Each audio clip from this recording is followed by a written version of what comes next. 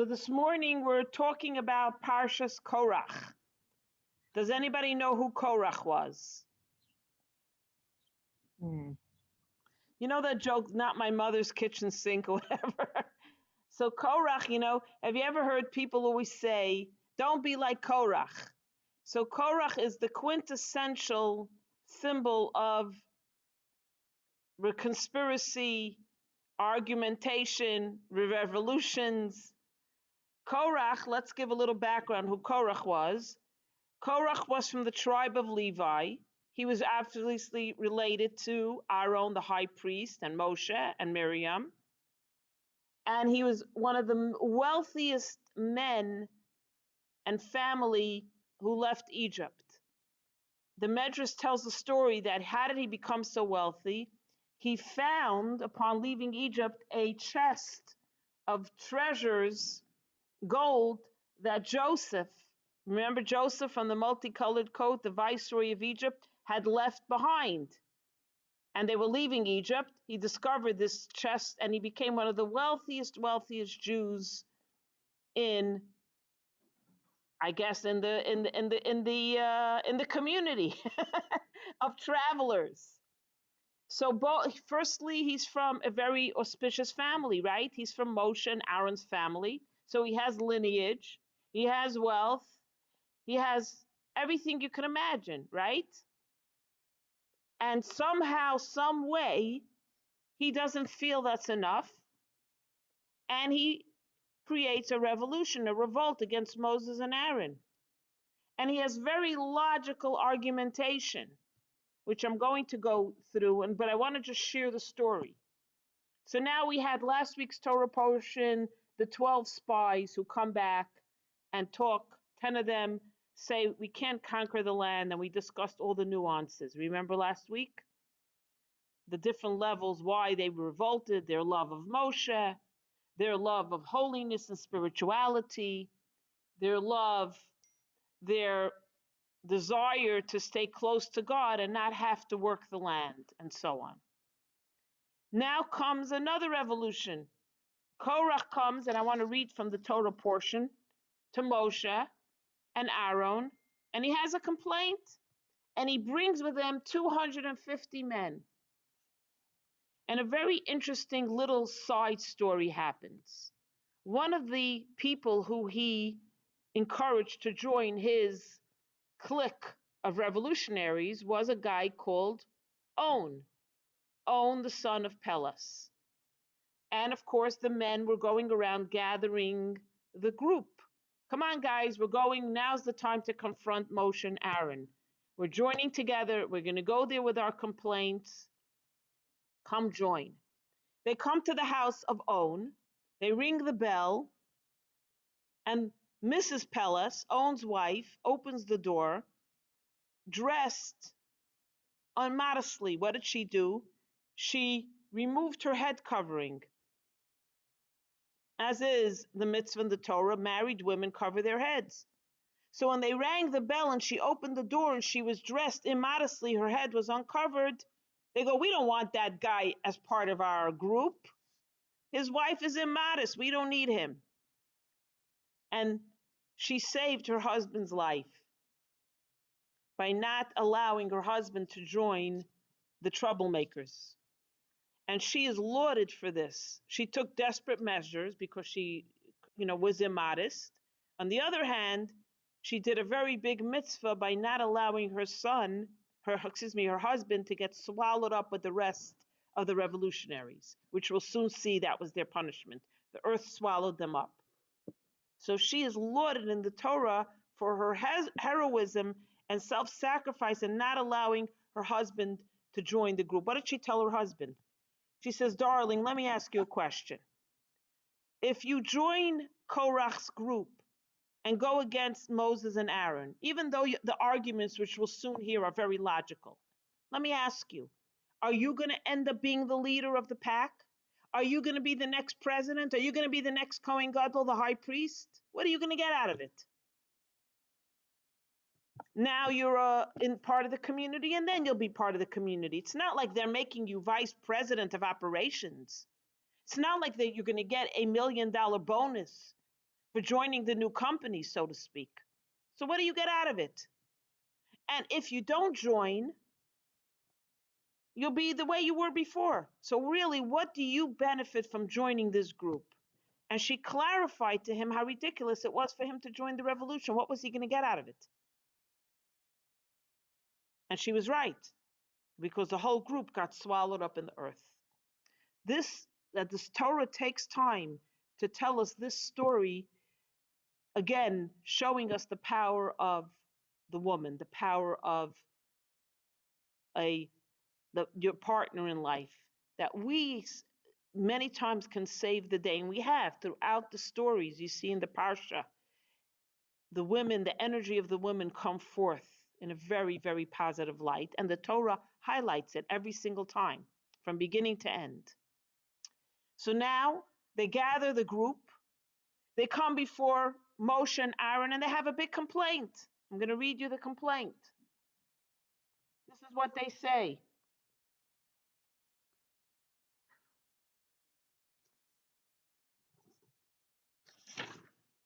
I think it's important to hear what they have to say. You have taken too much for yourselves, since the entire congregation are all holy, and God is in their midst. Why do you raise yourselves above the assembly and above the people? Moshe heard and fell upon his face. And he spoke to Korach and his entire congregation, saying, God will make known who is qualified to be his leaders. He says to them, take for yourself, he tells them.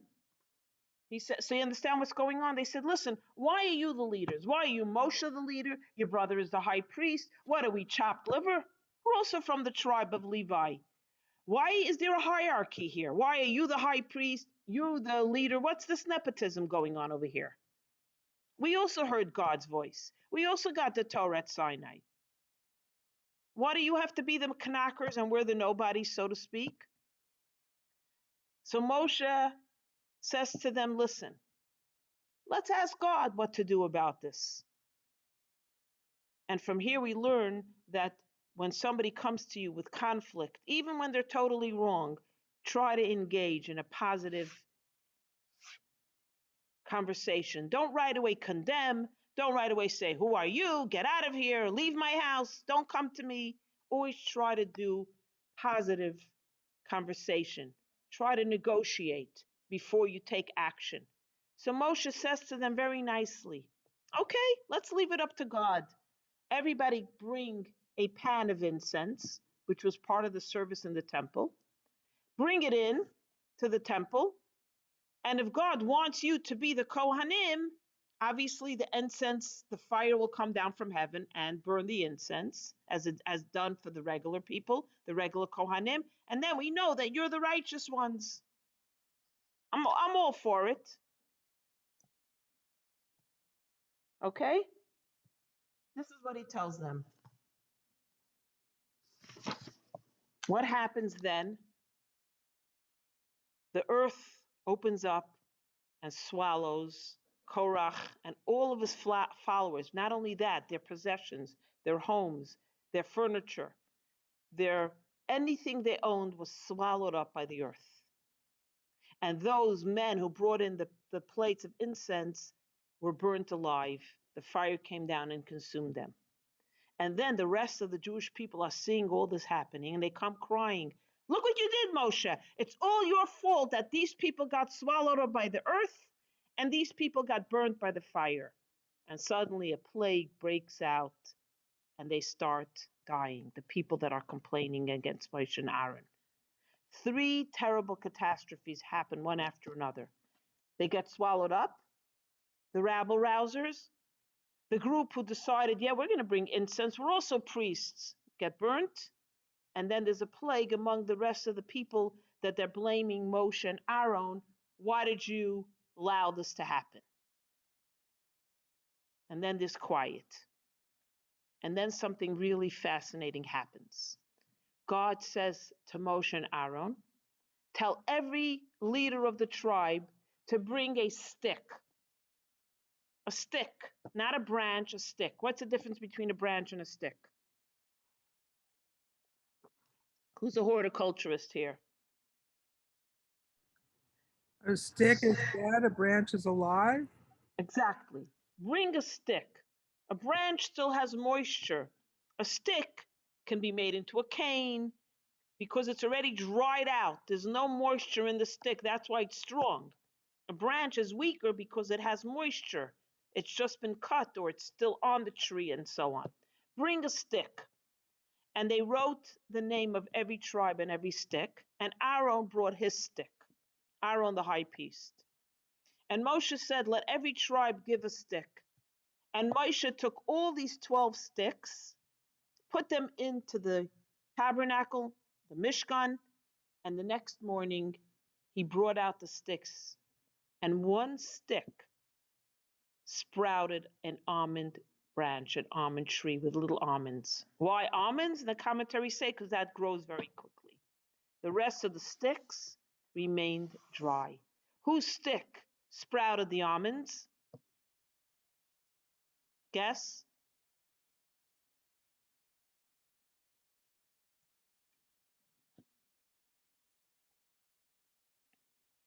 Aaron's. The tribe of Aaron. Aaron's stick was the only one who sprouted. And now everybody took back their sticks. Every tribe took back their stick and they acknowledged the fact that this is how it's meant to be. Moshe is the leader, Aaron is the high priest. So now this is the story, but we need to really analyze what's going on here. Many questions. Do you have any questions before I ask questions? Well, I'm sure it's a precursor for the Knesset and how laws are set up. And Okay, it's fascinating to me. okay. Look how in the Knesset they argue. Did you ever see a Knesset session? Did you hear the I screaming that heard goes what's on? going on now with Naphtali, yeah. But okay, back to. No, no, it's fine. Two, three Jews, four opinions. Right? Okay. So the bunch of questions. First of all, why is the Torah portion called after such a catastrophic situation? Korach. Why name a Torah portion after a revolutionary? You know, why bring back bad blood, so to speak? Question number one. Two, Korach was no ignoramus. They said he was highly intelligent, sophisticated, aristocratic. What he's coming? What does he think? He didn't see Moshe, Aaron, who they were, what they were. What's this business? Why did he create a revolution? This is, remember, on the footsteps of what happened with the spies. Now suddenly he's also waking up. Question two. Question three. God split the earth. Korach and all his belongings, all his followers, their belongings, their homes were all swallowed up in the earth. Think about it. It's like those movies where you see, and even now we had some natural catastrophes, literally communities washed away or buried alive. Remember, like he really? Then God has the people who brought the incense into the temple, they get burnt alive. And then there's a plague for those who complain that it's all Moshe and Aaron's fault. Three occurrences, three catastrophic occurrences and punishments. So why suddenly now does God tell Moshe to tell everyone to bring a stick? They need more proof. The plague, the earth swallowing up, and the burning is not enough to show the people that God means business? Really? You need another thing? You need sticks now? What's going on? Why so many demonstrations? First three you can maybe understand. Korach got swallowed up. The people who bring in the incense were not meant to bring it, so the fire, instead of burning the incense, burned them. And then the plague is because God wanted to show the rest of the people, quiet down. I will not tolerate this among you. But why the sticks? That's the fourth question. That's the fourth question. And does anybody have any answers to any of these questions?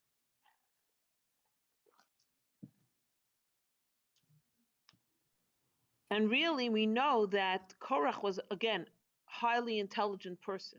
I want to reiterate that. You're not talking about a shlump who didn't get an education and he's challenging the rabbi. And they're like, go to school, sir. Korach was a learned man, a scholar. Again, a lauded person, a person people met Korach, they were like, this guy is class. So let's start with why the Torah portion is called Korach. Does anybody want to offer first any insight or answers? And what was Korach's mistake as part of the argument? So let's see what Korach is saying. Korach is saying the argument that there should be no hierarchy in Judaism and in the Jewish people. God gave the Torah to you, to me, to the ignorant, to the scholars, to the rich, to the poor, to the people who come from aristocrats and the people who don't have such holy lineage, to the converts, to the widows, to everybody. So why do you feel that you have to be a leader and Aaron has to be a high priest? We're all high priests. We're all leaders. All for one and one for all. That was his argument. And he's smart. He says like this. If you have a room full of Torahs, right? Diane, your whole house is full of Torahs for whatever reason. Why do you have a mezuzah on your door? Why do you need a mezuzah on your door? You have a room full of Torahs. Why do you need one designated mezuzah on your door? Doesn't the Torah contain what the mezuzah contains? His second argument, you wear the talit, right? And in the olden days, one of the threads, according to Jewish law, had to be with a special blue wool called techelet. Now we don't do it because we cannot find that special dye that they had, DYE, from the days of the temple. But in the days of the temple, they had the special blue dye. So one thread of the tzitzit was blue to remind us about the skies are blue and Almighty God runs the universe. A very beautiful artistic look to the tzitzit. He says, but what happens if you dye the entire talit blue? Why do you need one tzitzit blue? And Moshe says, you still need a mezuzah on your door, and you still need one thread that's blue. What was he saying? We're all blue. We're all Torahs. What do you need one designated mezuzah, one designated thread? What do you need one leader, one Kohen Gadol? We're all high priests. God said so. Kum lachem mamlechas kohanim. You're all a nation of priests. You're all equal. And by the way, just like a rebbe or a rabbi has to eat matzah on Pesach, the simple Jew also has to eat matzah on Pesach. Just like the rabbis and the rebbitzins have to eat kosher, every Jew has to eat kosher according to the Torah. So it's not like mitzvahs are made for this person and mitzvahs are made for that person. If it's not to do with the temple, obviously. We're talking about general mitzvahs. We're all the same. Why, is my matzah less holy than your matzah? When you make a blessing, your blessing is holier than mine? No. So what is it with the classes here, he's saying? We're all on the same level. So what do you think it is? What exactly is he right? Is he right? Diane, is he right? Kim, is he right? Aren't we all special? Well, part of me would say yes, but Yes. yes, it has to be no. I mean, I don't know. It has got to Yes, we're all God's children and we're all special. We all have part of God's neshama. God gave us all the special neshama. So is Korach right? Is Korach, does he have a good argument? By the way, he does have a good argument. I mean, I might have been swayed had I been there. I don't know. I'm a little worried with myself now. Yeah, that's how I feel too. I know the answer is no, but I feel like saying yes. So Wait, I'm sorry. What's Korach's argument again? I'm sorry. Korach's argument is we're all a nation of priests. We're all a nation under one God, so to speak. Why is there a hierarchy? Why is there Moshe, the leader, the Nasi, the leader of the generation, and Aaron, his brother, happens to be the high priest? There's nepotism here. There's a hierarchy here. Why do they deserve to have the leadership positions when we're all on the same level?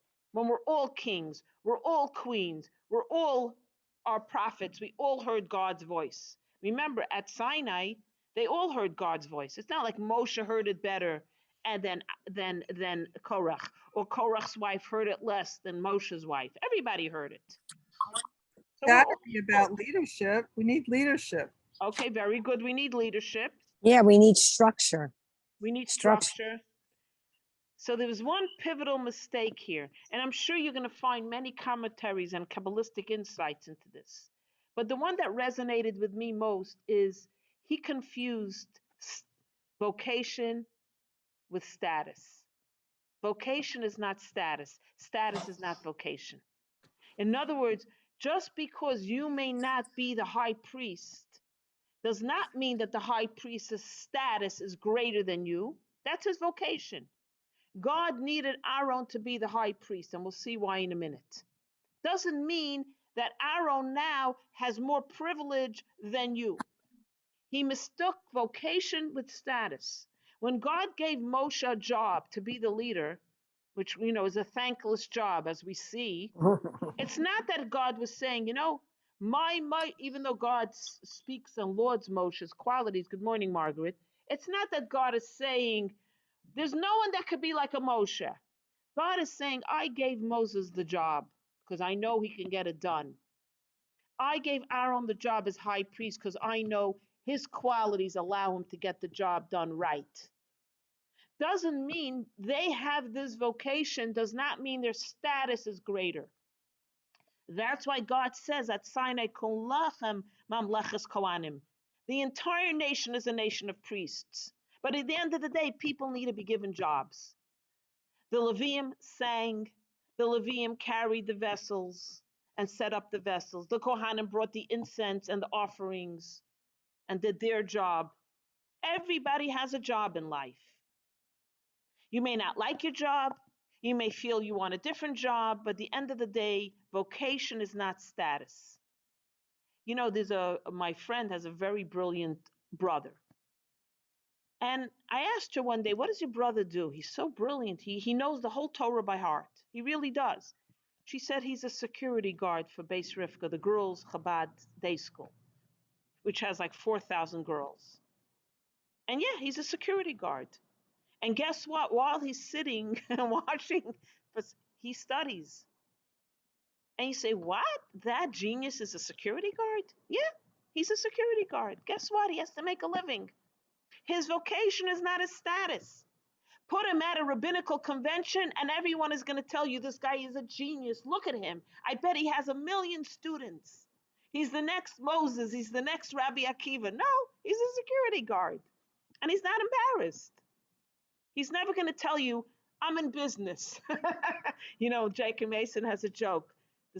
Their son is a truck driver, but they don't want to say.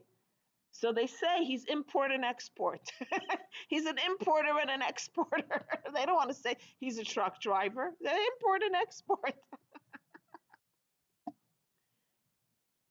So we cannot mix up vocation with status. And at the end of the day, in the conversation between Moshe and Korach, what does Moshe say to Korach? I want to read this to you because it's so wonderful. We have but one God, one Torah, one law, one Kohen Gadol, one sanctuary. You desire the high priesthood? Guess what? I too desire it.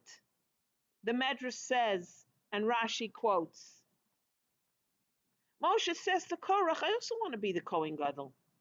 You think you're the only one who wants to be the high priest? I also want it. So what's the difference between Moshe and Korach? Moshe desires to do more in holiness and spirituality. He aspires to be better, better, better, better. But not because he's jealous, but because that's in life. A really good person always strives to be better. Because they want to be better. They want to accomplish more. And then there's those that want to be better because they're jealous of everybody else. Oh, if I made more money, I would have her house. If I get the nose job, now I could look just like her. Some people aspire better because they're jealous, not because they want to be better. They're jealous. So Moshe also says to Korach, I also want to be the high priest. What do you think? I don't want it? You think I like my job? But there's two ways. There's wanting something for the right reason, and there's wanting something for the wrong reason. So the Torah portion, by the way, is called Korach. Not Korach, the arguer, the revolutionary, the complainer. By the way, I shouldn't use revolutionary because sometimes revolutionary is positive. How do you call it? You want to say somebody's an argumentative person, whatever. I forgot the word right now. Korach. Oppositional. The what? Oppositional. Yeah, the oppositional. It's called after Korach. The Korach, the yearning to be better, the yearning to have more in our relationship with God. So that's why the Torah portion is called Korach, to invoke in us. Korach as the one who argues and goes against Moshe, that we don't want to talk about. Korach, a person who desires to be better, holier, more spiritual, more connected, that's the good part of Korach. When you aspire to be better for the reason that you want to be better, not because you're jealous and you want what the other person has, that Korach we're not interested in. But the Korach who desires to be holier, better, more connected to God, that Korach is good. It's nice. You take the good out of the bad in life. So the Torah portion, you notice God doesn't shy away from arguments. God doesn't hide it. God could have taken this whole thing out of the Torah. Why show us in a bad light? Because God wants to teach us something here. That Korach intentions might have been very good, but his intentions, were not good. But what he desired was good. He desired to have more. That part is good. But his intentions were dishonorable. Why he wanted more? Because he was jealous. Not because really, really, really, you know what? I want to be if you want to be a high priest, you don't go about it by creating a revolution against Moshe and Aaron. You sit down and you have a discussion and you earn it. You know what that guy like from Merrill Lynch says? I made money the old fashioned way. I earned it. There's an excellent commercial. So again, the Torah portion is called after the concept of striving to be better, having more spiritually holy, not Korach, the troublemaker, the one who incites. And now let's go back to the sticks. This is my favorite part. So to reiterate, God tells Moshe to tell every tribe to bring a stick, a dry stick that has no moisture, not a branch, a stick, put their name of their tribe on it, and Aaron brought a stick too, and they put it into the tabernacle. The next morning, God instructs Moshe to take out the sticks, and in front of the whole nation of Israel, there is one stick that sprouts fresh leaves and branches, an almond, and little almond hanging there. Why an almond? Like I said before, it grows quickly. But of course, this is a miracle. And all the nations of Israel see that it is Aaron's stick, the only stick that sprouted an almond branch, an almond little tree. And then the Torah describes that every tribe took their stick back. That's a very important thing. Why did they take it back? Maybe, wasn't there like a dumpster? Okay, everybody just throw your sticks out. What do you need them for? They have enough wood, You say maybe in the desert they were conserving, they need it for the fireplace. So two things God was saying here, two very, very beautiful, beautiful things. One, what does it take to be a high priest? What does it take to be a high priest? What it takes to be an Aaron is not just any person. A high priest, a Rebbe, a Jewish leader, like we had the Rebbe's yard site, day of passing is this Shabbos, so I'll tie it into that. At times you meet a Jew who's a dry stick. They'll even tell you, Maybe I was born Jewish, but I'm not Jewish. I don't want anything to do with the Jews. I don't need the laws. I don't need the rules. You're all ridiculous. Keep me out of it. The person is totally dried. There's no moisture by them. There's no potential for growth. Or you meet another person who's seemingly on the verge of a collapse. They're depressed, they're angry. You don't want to even be around that person. They're a dried stick. And they'll tell you, there's no hope for me in my life. My life is over. It takes an Aaron. It takes a Rebbe to look at a dry stick, to look at a person and say to him, yeah, you might think you're dried out, but I see in you a soul. I see deep down inside of you, there is hope. And I'm not going to give up on you.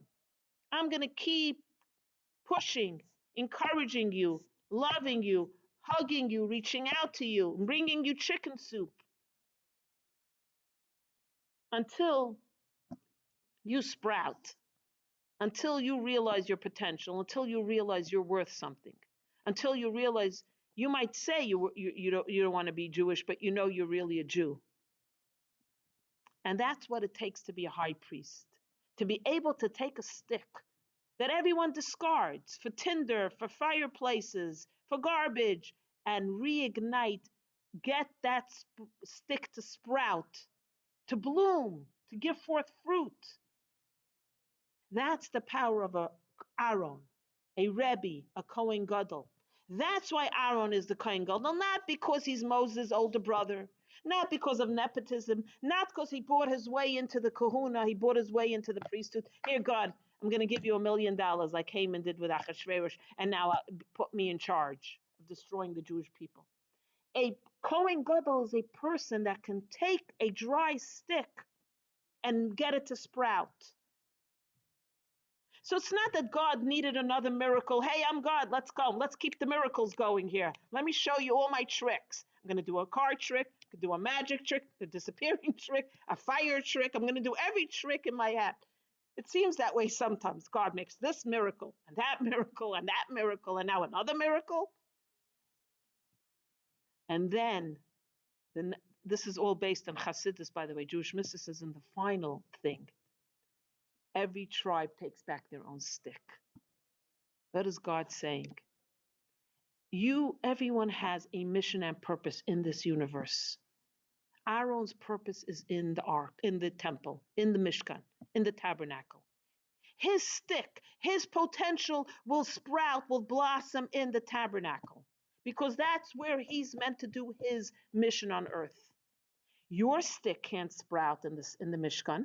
You know why? You're in the wrong place, in the wrong time. Your mission, your purpose in life is not in the tabernacle. Your mission is maybe in the desert, in your place of business, in the synagogue, on top of a roof, a security guard. Your mission and purpose is where you were put by God. Don't look where someone else is and say, oh, I want to be there. There I'll blossom. No, no, no, no. You will blossom. Your stick will blossom where you are meant to be, wherever you're meant to be. As a businessman, as a mother, as a father, as a traveler, as a doctor, as a carpenter, as an educator, wherever you are in life, that's where your stick will sprout because God meant you to be there. Don't think your stick will sprout in my garden. It won't. Your stick will sprout in your garden, and my stick will sprout in mine. So when every tribe took back their stick, they took back the idea and knowledge that God is telling them, you can't be Aaron because that's not where you're meant to be. Not because Aaron is greater, that's his vocation. That doesn't mean his status is greater, that's his vocation. That's his skill set. That's his skill set, and that's why going to reiterate the point, Chassidus explains a beautiful thing. Remember when Moses is a shepherd in Midian for his father-in-law Jethro. He runs away from Egypt because he killed the Egyptian guard. Remember? He's hiding in Midian. And what does he do for vacation? He's a shepherd. No great shakes. The salary wasn't that high. And one little sheep disappears from the flock. So he goes to find it. And lo and behold, he sees a burning bush.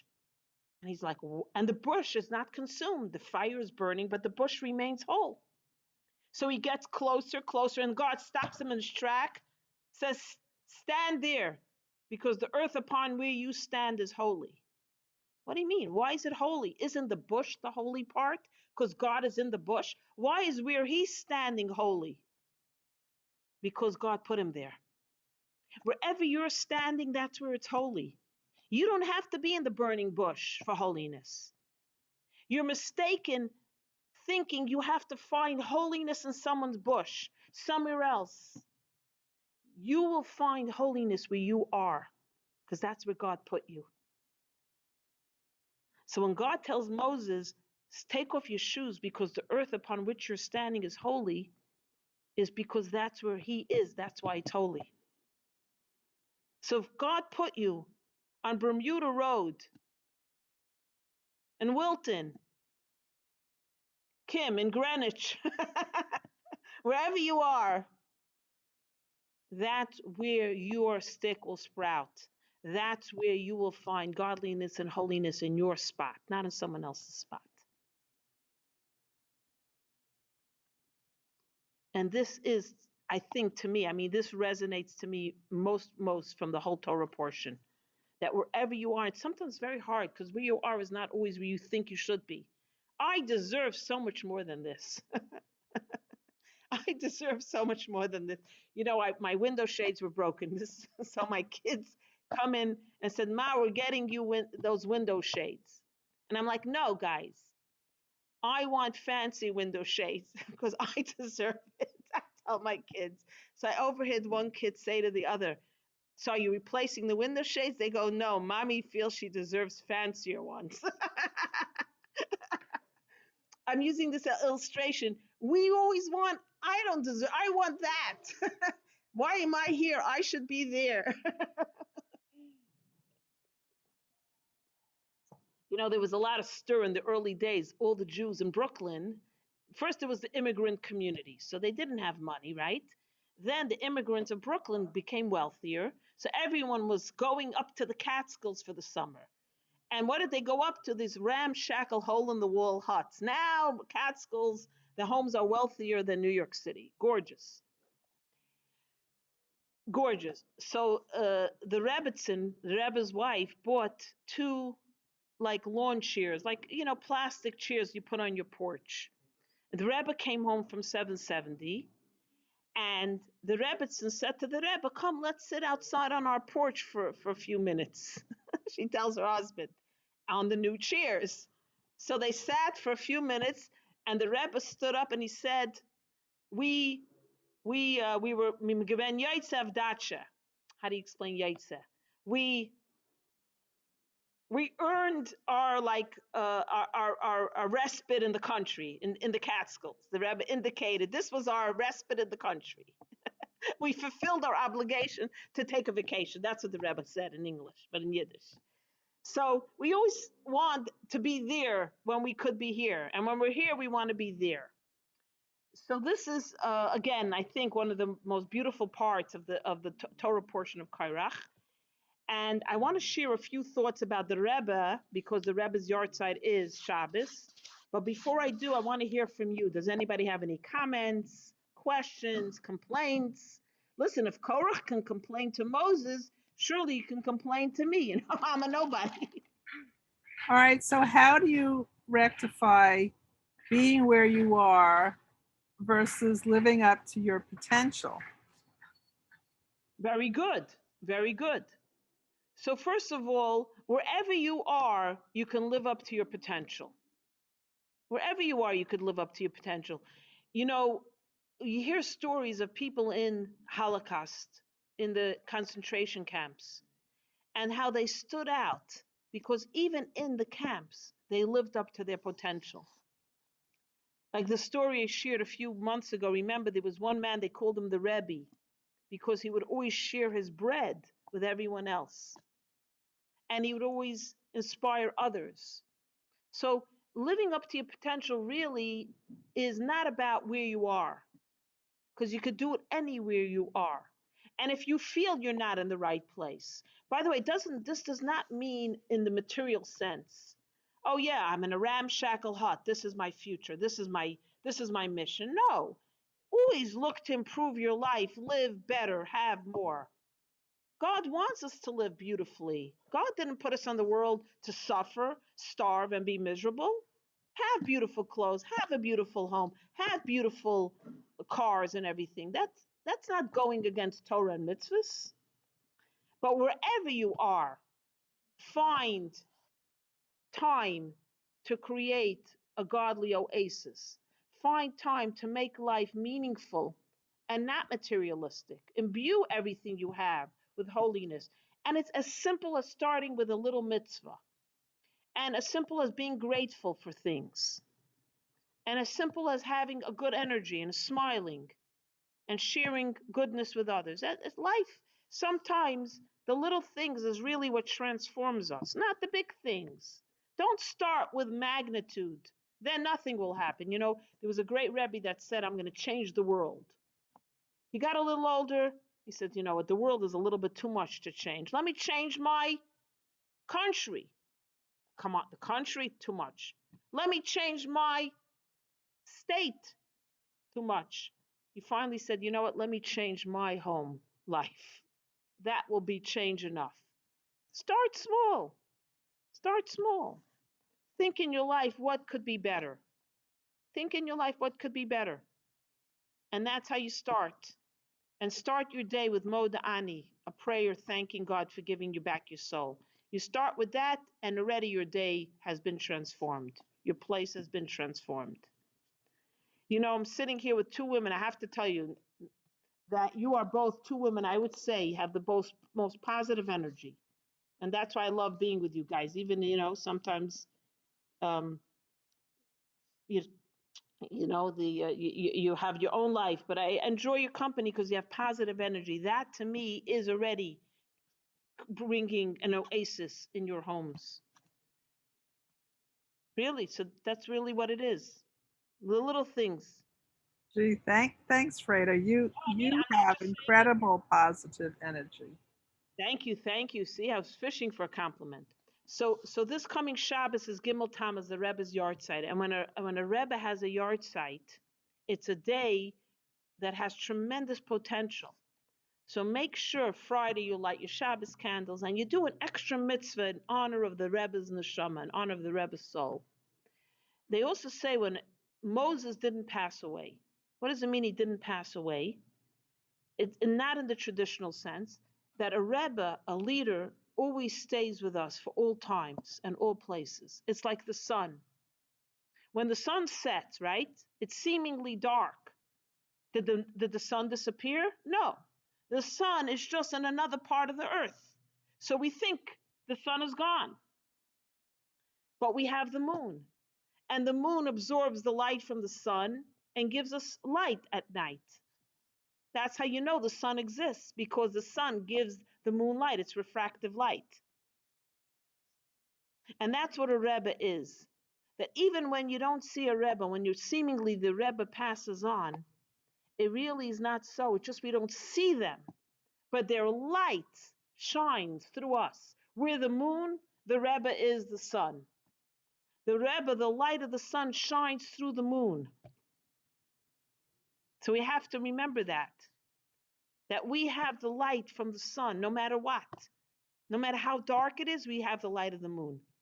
Because, again, the moon has no light of its own. The Zohar says, the Kabbalah says, it absorbs the light from the sun. You can look it up also in science. They'll tell you the same thing. It's called refractive light.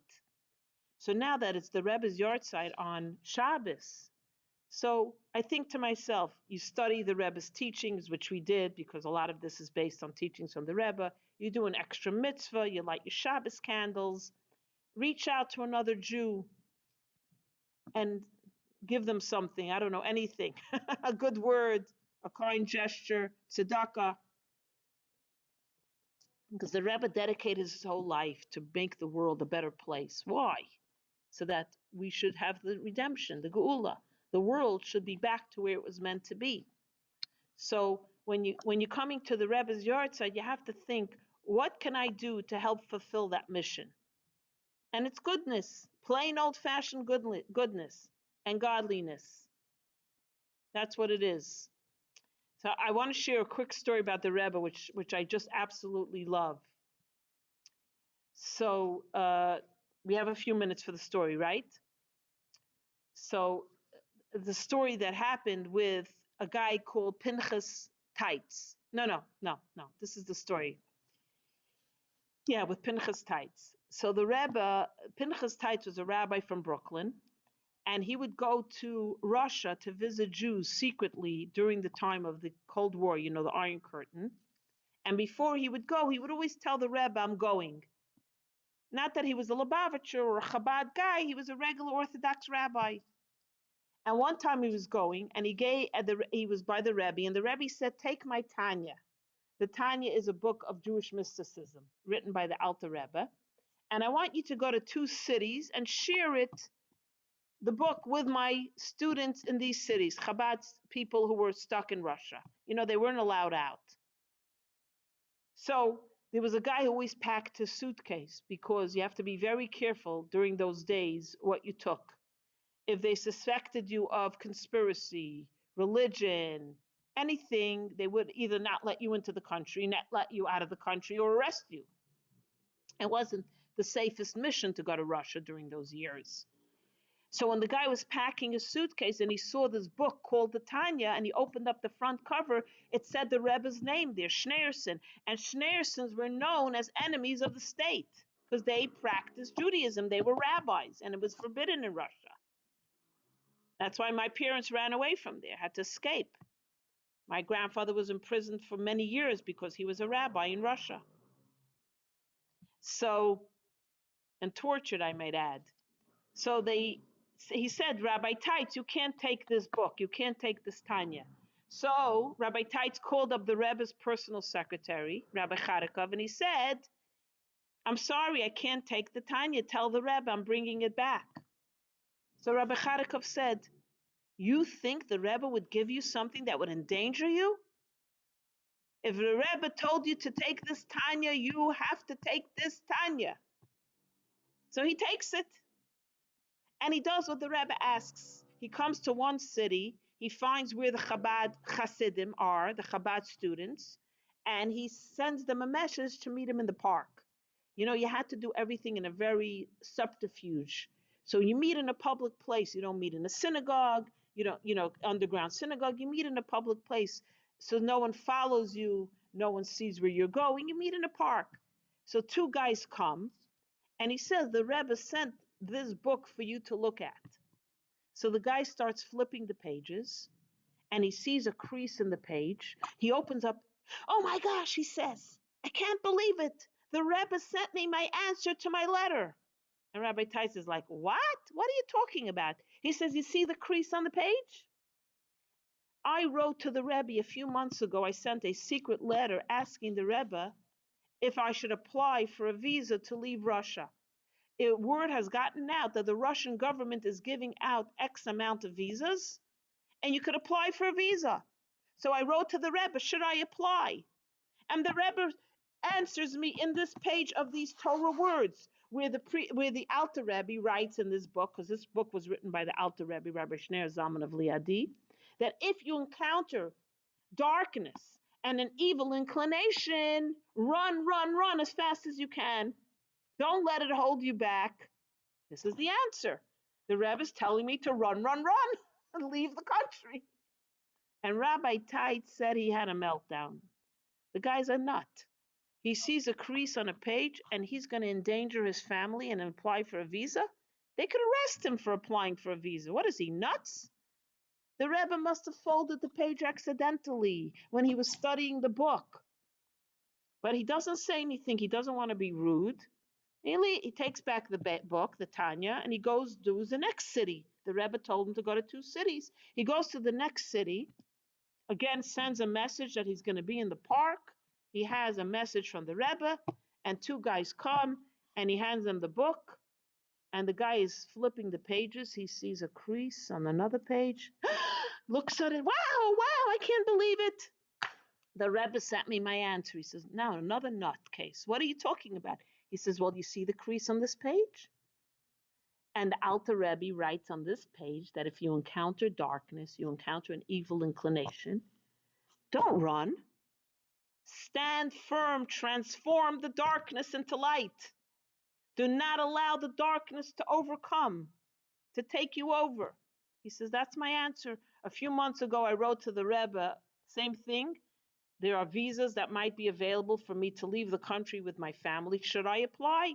And here the Alter Rebbe is writing to me, no, stay where you are. Your mission is to be here and transform darkness to light. So I'm going to stay. Teitz is thinking, Rabbi Teitz, I'm a sugar crazy.